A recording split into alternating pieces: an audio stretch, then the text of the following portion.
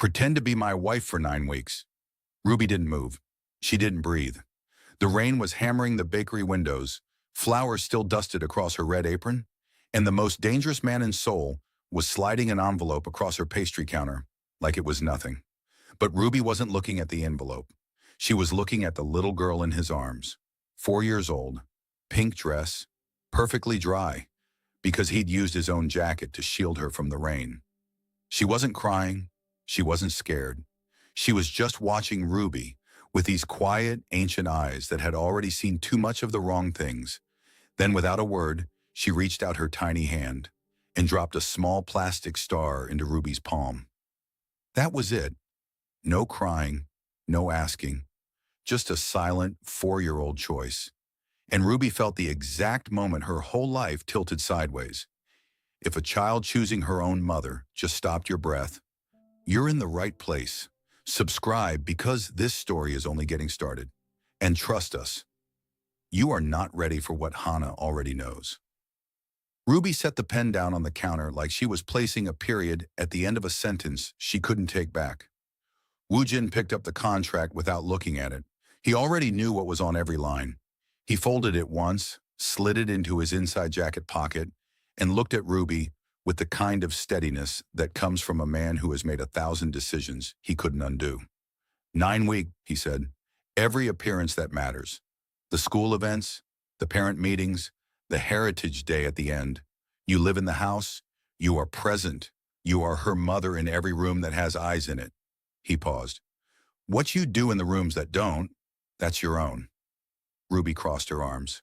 And what do I tell people about how we met? The truth is complicated, he said. So we keep it simple. We met through a mutual connection. We've been private. People believe what they see, not what they're told. Ruby looked down at Hana, who was still resting in her father's arms, still watching, still holding that particular stillness that made her feel less like a 4-year-old and more like someone who had been waiting a very long time for this exact moment to arrive. Does she understand what's happening? Ruby asked quietly. Woojin glanced at his daughter. Something moved behind his eyes. Not softness exactly, but the closest thing to it that his face seemed capable of producing. She understands everything, he said. She always has. Ruby looked at Hana one more time. Hana looked back. And then, with the calm certainty of a child who had already made up her mind 3 weeks ago, Hana reached out and patted Ruby's hand once, twice. The way you pat something you've decided belongs to you. Ruby exhaled slowly. When do I move in? The next morning, Ms. Yoon was already waiting at the preschool door. She was a small woman with reading glasses pushed up into her hair and the practiced composure of someone who had managed powerful Seoul families for 20 years without ever once raising her voice. She greeted Woojin with a nod, greeted Ruby with a longer look, the kind that measured and filed without being rude about it. And then she asked them both to step inside before the other parents arrived. The classroom smelled like fresh crayons and orange peel, small chairs, low tables, paintings taped at child height along every wall, a whole gallery of 4-year-old interpretations of the world. Houses with floating doors, suns with 17 rays, families drawn in every color the crayon box offered. Ms. Yoon placed a sheet of paper on the table between them. Blue crayon, 2 figures, one small, precise, every detail considered. The hair, the shoes, even a tiny butterfly clip on the left side. One taller standing beside her, in an apron, a bun at the back of her head, a face drawn with the kind of gentle lines that mean the person drawing them was thinking about kindness when they made them. She drew this every week for the past month, Ms. Yoon said. The same 2 figures, the same apron. We didn't understand who it was until this morning when I saw you walk in together. Ruby stared at the drawing. Hana hadn't been waiting to see if Ruby would say yes. Hana had already decided, and she had been documenting the future she intended, quietly, weekly, in blue crayon, until the adults around her caught up. That was the first time Ruby felt the full weight of what she had signed. Not the contract, not the money, the weight of being chosen by someone who did not choose carelessly. If Hana's drawing just made something stop inside you, hit like, because some choices are made with the whole heart, and they deserved to be witnessed. The mansion was not what Ruby expected. She didn't know exactly what she had expected. Something cold, probably. Something that announced its own power the way men like Wu Jin usually did. But the house that sat behind the 2 security gates and the 14 visible cameras was something different than cold. It was hollow. Big, beautiful, precise, and completely hollow. Ruby walked through the front door, pulling one rolling suitcase, and stopped in the entrance hall. She turned a full, slow circle. No toys. Not one stray crayon or crumpled drawing. No stuffed animal wedged between the couch cushions. No evidence anywhere that a child existed in this space, except for the small pair of shoes placed perfectly beside the door. Aligned so neatly it looked less like a child had taken them off, and more like someone had taught her that even her footprints should be invisible. Ruby turned to Wu Jin. "Where does she play?" He looked at her the way a man looks when a question exposes a room he has never thought to enter. "She has educational programs. On the tablet." Ruby nodded once, said nothing more that evening. But that night, after Hana was in bed, and the house had settled into its particular brand of expensive silence, Ruby sat at the kitchen island and wrote a list. Not a long one, just the essentials. Crayons, construction paper, one stuffed bear, cookie cutters in the shapes of stars and moons, real vanilla, butter, flour, a stool, child height, for beside the kitchen counter. She left it where Wu Jin would find it with his morning coffee. He found it. He read it. He sent it to Siak without one single word of discussion, and by noon every item in those brown paper bags was sitting on Ruby's kitchen counter. The stool was already in place beside it. It wasn't warm yet, but it was a door opening, and warmth always starts that way. Not all at once, but through the smallest gap, with just enough light to see by. The first morning Ruby baked in that kitchen, Hana appeared in the doorway at 6:47. She didn't ask. She didn't make a sound. She walked directly to the stool beside the counter, her eyes registering it, cataloging it, understanding immediately that it had been placed there for her. And she climbed up, sat down, and folded her hands in her lap and waited with the patience of someone who had learned that good things required stillness. Ruby looked at her. "Okay, you can be my sous chef, but sous chefs wash their hands first." Hana looked at her own hands. "Consider this with complete seriousness. Climb down." I walked to the sink, washed both hands with the focused thoroughness of a professional, climbed back up, refolded her hands. Ruby pressed her lips together to keep the smile from breaking loose too soon and slid the bowl of dough across the counter. That was when the language started. Not words. Hana still had none of those. But she had hands and she had instinct. And she had the particular genius of a child who communicates through action everything she cannot yet say out loud. Ruby showed her how to press the dough flat with her palm. Hana pressed it flat, then shaped the edge into a curve, deliberate and specific. Ruby looked at the shape. It was a crescent. She showed Hana the moon-shaped cookie cutter. Hana shook her head slightly and pointed back at the one she'd made with her own hands. Hers was intentional. Hers meant something. Ruby set the cookie cutter down and watched Hana work. Over the next hour, the dough between them became a quiet conversation. Hana made a small round shape and placed it beside a larger round shape. She made a star.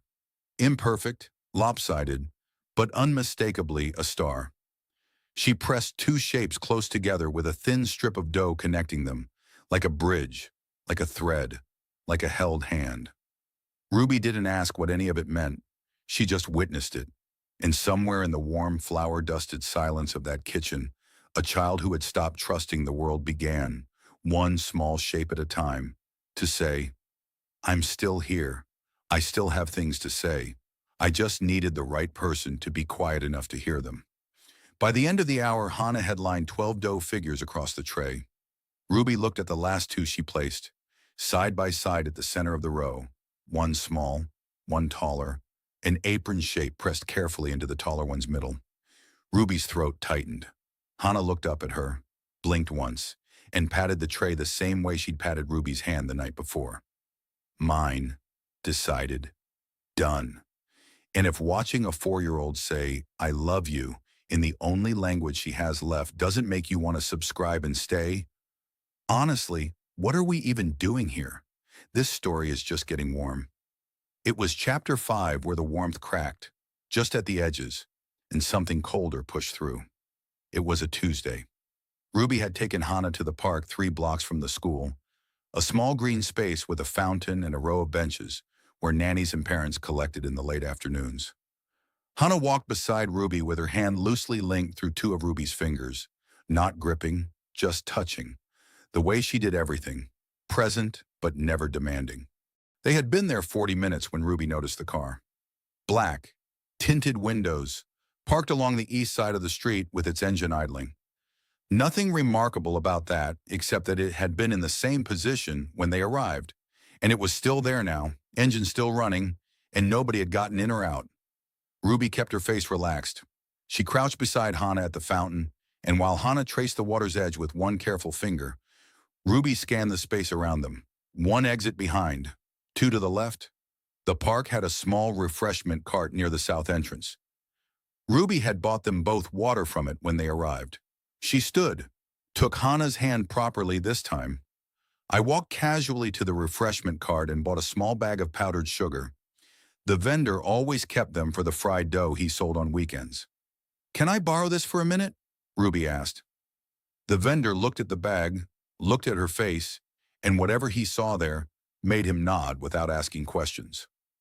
Ruby walked Hannah slowly along the park's perimeter path, the long way back toward the gate, and as they walked, she let a thin trail of powdered sugar fall from the bottom corner of the bag, barely visible, white against gray pavement, just enough to mark the path they'd taken.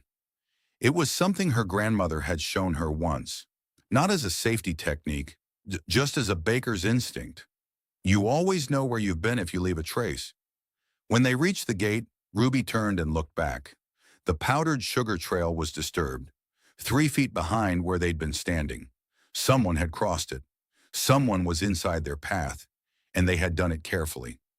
But not carefully enough to account for flour dust, because flour dust doesn't lie. Ruby's jaw set. She lifted Hannah smoothly onto her hip, casual, natural, like she was just tired of walking. And she called Syuk. He answered on the first ring. "We need pickup," she said. "Now, East Gate." There was a half-second pause on the line. Then, 2 minutes. Ruby stood at the East Gate with Hannah on her hip and her back to the wall and her eyes on every face in that park, and she was not afraid. She was awake. There is a difference, and women who have had to protect something precious know exactly what that difference feels like. Hannah, for her part, had her chin resting on Ruby's shoulder and her eyes moving. Slow, methodical, cataloging every face, every plate number on the street, every detail the way she always did, storing it all in that extraordinary, silent mind. The black car was gone by the time Sock arrived, but Hannah tapped Ruby's shoulder 3 times as they pulled away. When Ruby looked at her, she pointed out the back window, at the corner where the black car had been parked. Then she tapped her own temple twice. "I saw it. I already have it. I'll know that face again." Ruby looked at this 4-year-old child, this small, precise, unshakable little person in her pink dress, who had just silently told her that she had the situation documented, and felt something shift permanently inside her chest. This wasn't a child who needed to be protected from the world. This was a child who was already 3 steps ahead of it. Woo Jin was waiting when they got home.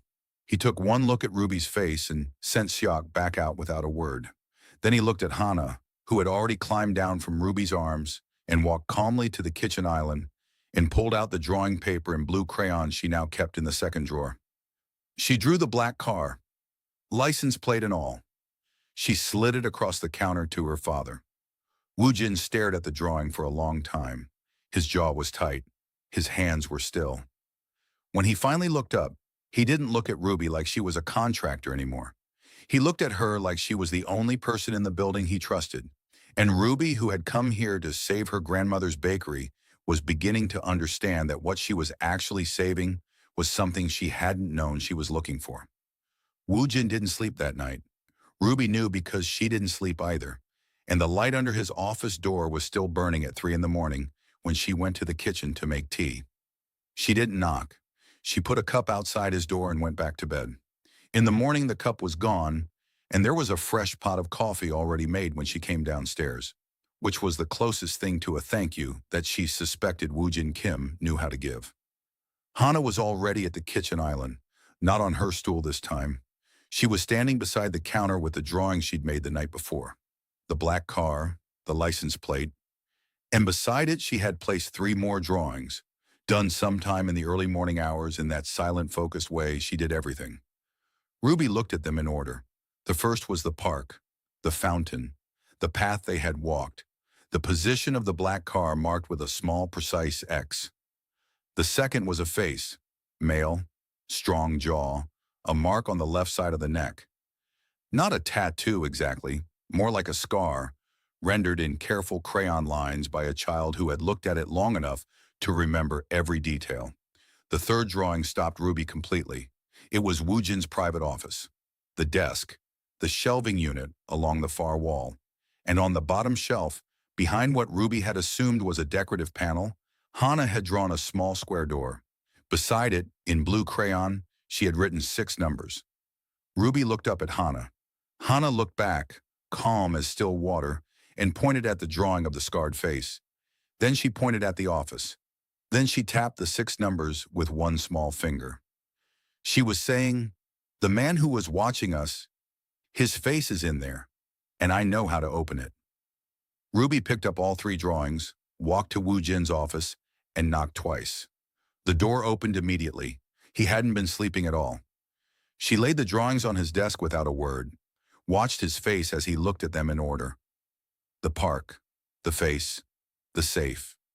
Watching the precise moment his expression shifted from controlled to something raw, something that lived underneath all the control, something that looked very much like a father realizing his 4-year-old daughter had been quietly protecting him for longer than he knew. He looked up. She drew the safe combination. She drew the safe combination, Ruby confirmed. Woojin was quiet for a long moment. Then he walked to the shelving unit, pressed the decorative panel, and it swung open exactly as Hana had drawn it. He entered the 6 numbers. The door released. Inside was a tablet, locked to a private security network. He powered it on, pulled up the surveillance archive, and cross-referenced the license plate from Hana's first drawing. It took 4 minutes. When the result came back, the name on the screen made his jaw go tight in a way Ruby had not seen before, and she had seen him fairly tight-jawed on several occasions by now. "Park Sung-hwan," he said, quietly. "The way you say the name of something dangerous. Not loud, not fast, just clear, so there's no room for misunderstanding." Ruby didn't ask who that was. The way Woojin said the name told her everything the name needed to say. She asked instead, "How close is he to the school?"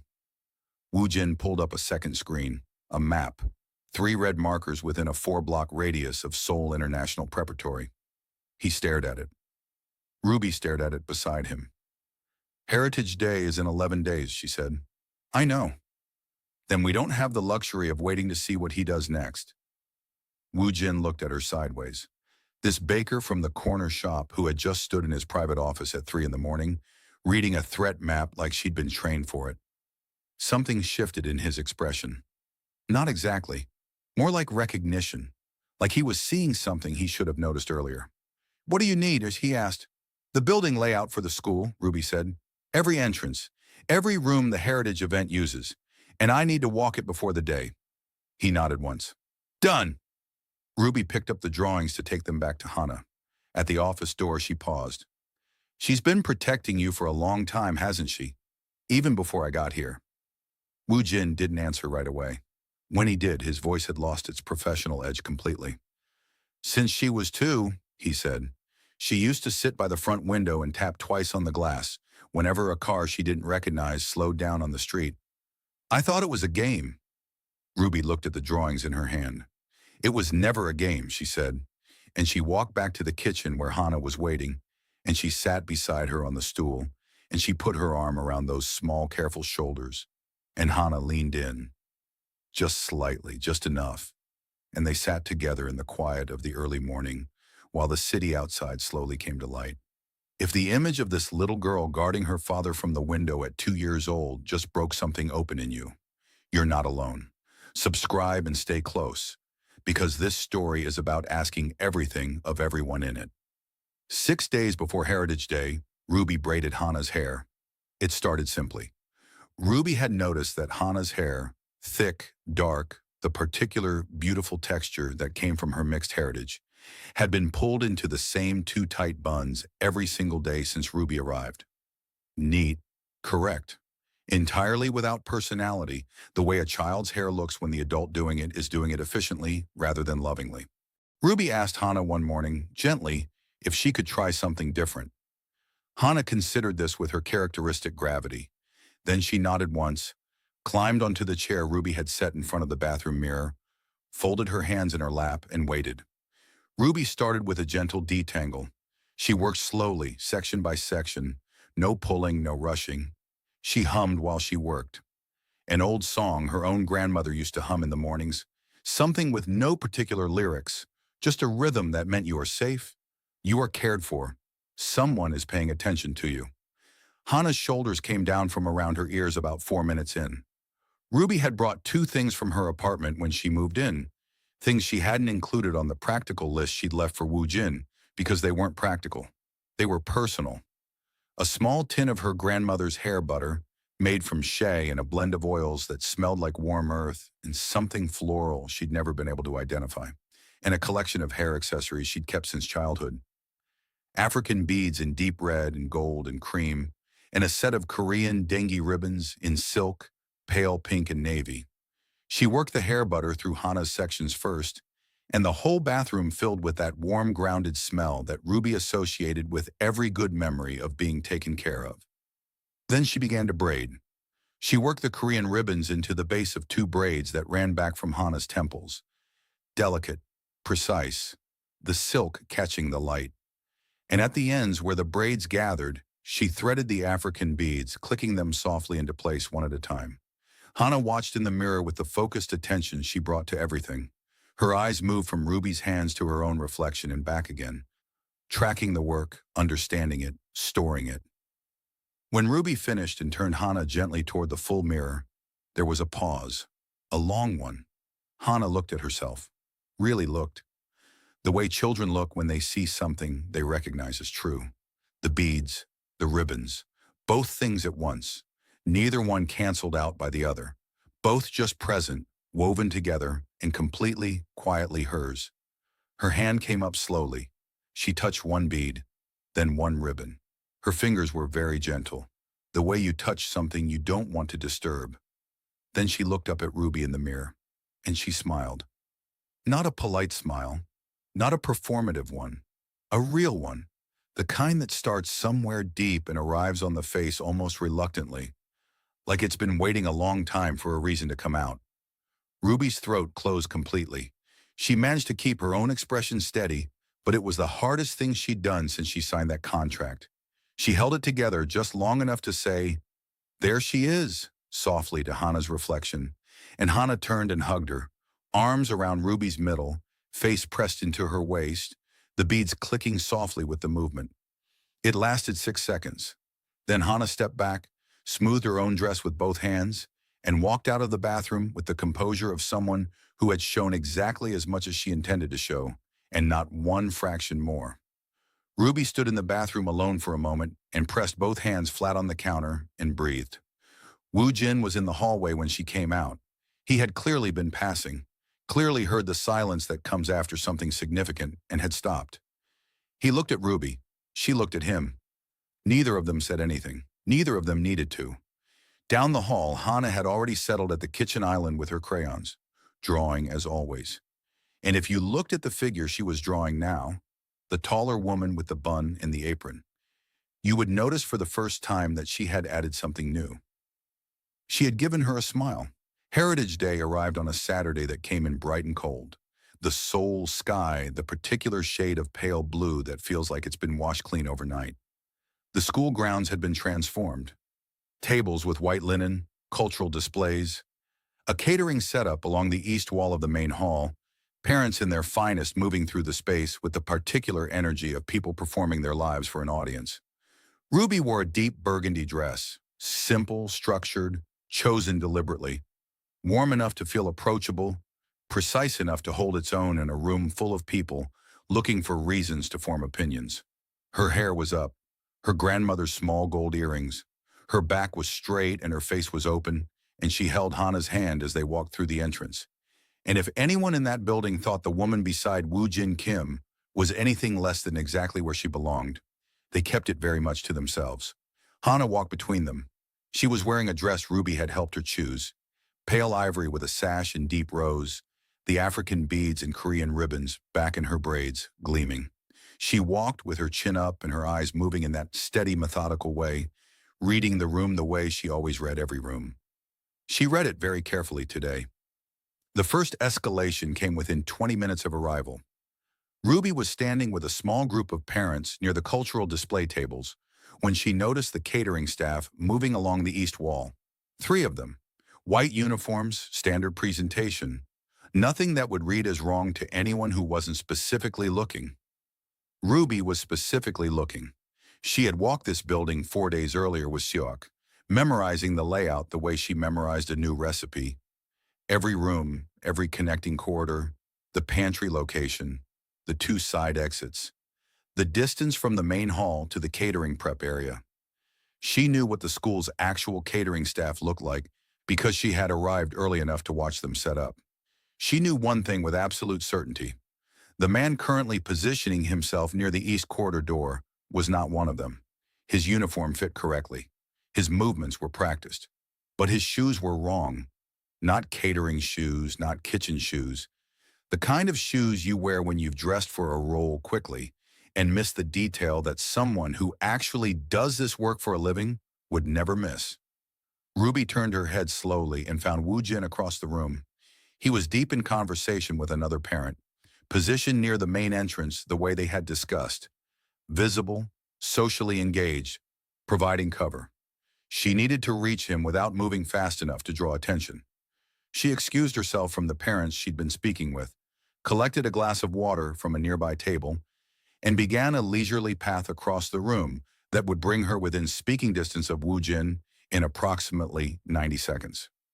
She never got there, because in those 90 seconds, the second escalation arrived. Hana had been standing with a small group of children near the heritage display tables, looking at a board covered in family photographs. Ruby had positioned her in the sight line from where she'd been standing, visible, surrounded by other children, the safest spot in the room. But Hana wasn't looking at the photographs anymore. She was looking at the man near the east corridor door, still, focused, her hands at her sides, her weight shifted slightly forward the way it shifted when she was processing something urgent. And then Ruby watched Hana do something she had never done in any public space before. She looked directly across the room, found Ruby's eyes with the precision of a child who always knew exactly where Ruby was, even in a crowd, and she tapped her own neck twice, right where the scar would be, on the left side. The man from the drawing, the face from the crayon lines at 3 in the morning. He was here, in a catering uniform, and Hana had recognized him before any adult in the building. Ruby changed direction immediately. She reached Hana in 14 seconds, crouched beside her, and said quietly into her ear, "You did exactly right. Stay with me." Hana took her hand, didn't squeeze it, just held it. Steady, grounded, ready. Ruby stood, turned toward the east corridor, and began to move. She had one objective. The pantry, 40 feet down the east corridor, second door on the left, accessed from the catering prep side. She had noted on her walkthrough that the pantry door locked from the outside with a sliding bolt. The kind of institutional hardware that a school kitchen uses to keep supplies secure. The kind that, if someone was on the inside when it closed, would hold them there until someone chose to open it. The man in the wrong shoes was not alone. His colleague, second wrong shoe uniform, same practice but not quite movements, was already inside the corridor, and he looked up when Ruby entered with Hana. He smiled, the kind of smile that is designed to look reassuring and lands about 3 degrees off. "Can I help you find something?" "Yes, actually," Ruby said pleasantly. "The teacher asked me to bring the cultural display items from the prep storage. She said someone from catering would show me where they're kept." She looked at him with the open, slightly helpless expression of a woman who needed assistance and knew it. "Is that you?" He glanced at his colleague. A half-second exchange. Then, "Right this way." Ruby followed him toward the pantry with Hannah's hand in hers, her pulse completely level, her mind 3 steps ahead of her feet. The man pushed the pantry door open and stepped inside to show her where the storage shelves were. Ruby stepped into the doorway, not fully inside. She released Hannah's hand. Hannah, who had been watching everything, who had understood the layout from Ruby's descriptions and her own meticulous memory, who had already identified the sliding bolt on the exterior of the doorframe, reached up and with both small hands slid it home. The bolt engaged with a clean, solid click. Inside the pantry, the man's voice changed immediately. The pleasantness gone, replaced by something harder. He hit the door once, twice. It was held. His colleague in the corridor took 2 steps toward Ruby. She turned to face him with the same calm she'd had since they walked in, picked up the fire extinguisher mounted on the wall beside the pantry door. The one she had noted on her walkthrough was positioned exactly here, and held it between them without brandishing it, just held it, the way a woman holds something she is entirely prepared to use and is giving you one moment to reconsider. He reconsidered. Hannah reached into the pocket of her ivory dress, the pocket Ruby had specifically asked the dress to have 3 weeks ago for this exact reason, and pulled out the small silver personal alarm they had practiced with every night before bed. She looked at Ruby. Ruby nodded. Hannah pressed it. The sound was sharp and immediate and cut through the ambient noise of the heritage event like a blade. Within 30 seconds, Woojin was in the corridor. Within 45, Sok and 2 others Ruby had not been formally introduced to, but had quietly noted at the perimeter were there as well. Woojin looked at the bolted pantry door. I looked at Ruby, looked at his daughter standing 4 feet away, alarm in hand, dressed perfect, beads gleaming, not one single element of her composure disturbed. He looked at Hannah for a long time.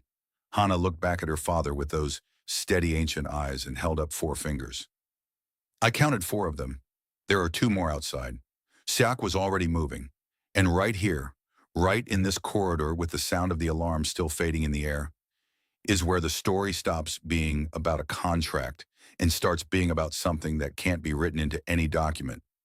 Because Woojin Kim, a man who had never in his adult life been outmaneuvered, was standing in a school hallway, looking at a 4-year-old who had just run the play better than anyone on his team, and the woman beside her, the baker, the one they had all underestimated, the one the contract said was temporary, had executed it perfectly. He crossed the distance between himself and his daughter in 3 steps and picked her up, and Hannah went into his arms the way she always did. Completely without hesitation, her face pressing into his shoulder. But this time she reached out her other arm, toward Ruby. Ruby stepped in without thinking. Woojin's arm came around her shoulder at the same moment, pulling her into the circle, and the 3 of them stood there in that corridor. The most unlikely family in the building, held together by a contract and a crayon drawing, and a child who had decided weeks ago that this was exactly how it was supposed to be. If you've been watching this and you still haven't subscribed, Hannah would like a word with you. This little girl outplanned everyone, outfoxed the bad guys, and still kept her dress perfect. The least you can do is hit subscribe. She earned it. The heritage event continued. The school staff, briefed quietly by Siok within minutes, managed the situation without disrupting the main hall. The children finished their presentations. Parents circulated. The cultural displays stayed up. And Hannah, with her beaded braids and her ivory dress and her small silver alarm back in her pocket, stood beside Ruby at the family display table and helped present their cultural board. The one Ruby had stayed up late preparing, a board that carried both of them on it. Korean hanji paper on one side, hand-painted with a traditional pattern. African kente cloth on the other, vibrant and warm. In the center, a photograph that Seok had taken 3 days earlier in the bakery. Ruby and Hannah at the counter, Hannah's hands in dough, both of them not quite looking at the camera, both of them caught mid-laugh at something between them that the camera hadn't planned on catching. Several parents stopped to look at the board. Several of them looked at Hannah and then at Ruby and smiled the kind of smile that means, I see what this is. One woman, Another mother, warm eyes, her daughter pulling at her sleeve, leaned over and said quietly to Ruby, "She has your focus. That's a gift." Ruby looked at Hannah, who was explaining something to a classmate using only hand gestures and the expression of someone who has more to say than they currently have words for. "Yes," Ruby said. "She really does." The drive home was quiet. Hannah sat between them in the back of the car, her head resting against Ruby's arm, her eyes half closed. The adrenaline of the day was settling, the bright cold morning giving way to a gray late afternoon that pressed softly against the car windows. Shock drove without a word. Woo Jin sat with his forearm resting on the window ledge, looking out at the city, and Ruby could see in his profile all the things he wasn't saying. The weight of the day, the gratitude he didn't have language for yet, the particular exhaustion of a man who had carried something alone for too long and had only just today allowed someone else to help him hold it.